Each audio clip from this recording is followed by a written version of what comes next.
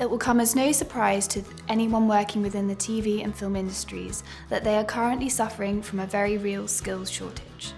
The UK production industry is booming, aided by the streaming wars, leading to platforms such as Netflix, Apple and Amazon filming more and more big and small screen content within the UK. Currently, however, the UK workforce is not large enough to meet the increased demand for crew and creative talent. Screen Skills, an industry-led body founded to provide training in these industries, estimates 30,000 new roles are required to fill the gap. PACT, the Independent Producers Trade Association, is also currently carrying out a survey of the skills shortage amongst its members, the results of which will make for an interesting read.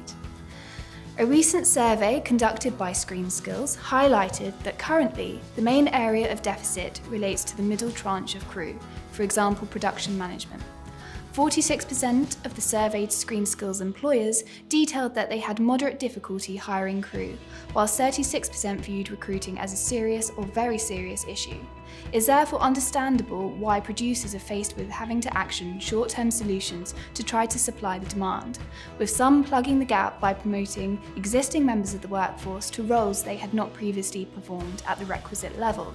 The concern being that a lack of experience could result in diminished standards and increased pressure and anxiety for the individuals in question.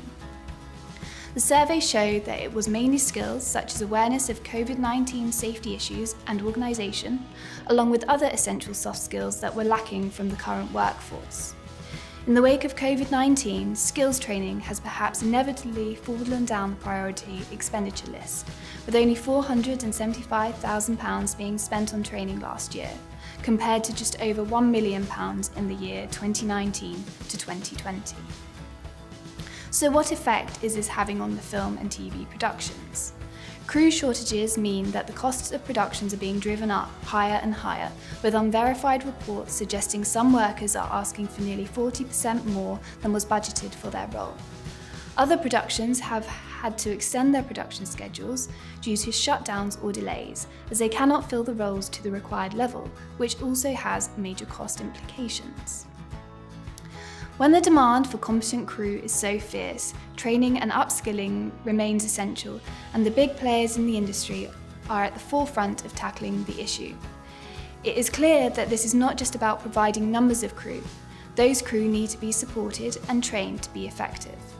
Netflix has set up Grow Creative UK to train 1,000 people this year, with emphasis on participants from diverse backgrounds. It is providing opportunities to work on hit shows with the job security of 12-month contracts, alongside donations to the London Screen Academy, in order to encourage a younger pool of talent.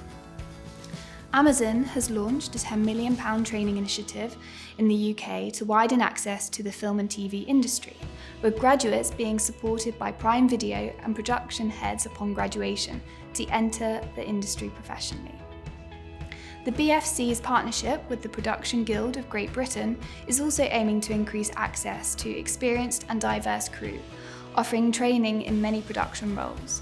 Most notably, an accredited programme for COVID supervisors, tackling a big concern for those producers keen to address a potential lack of awareness of COVID-19 safety issues.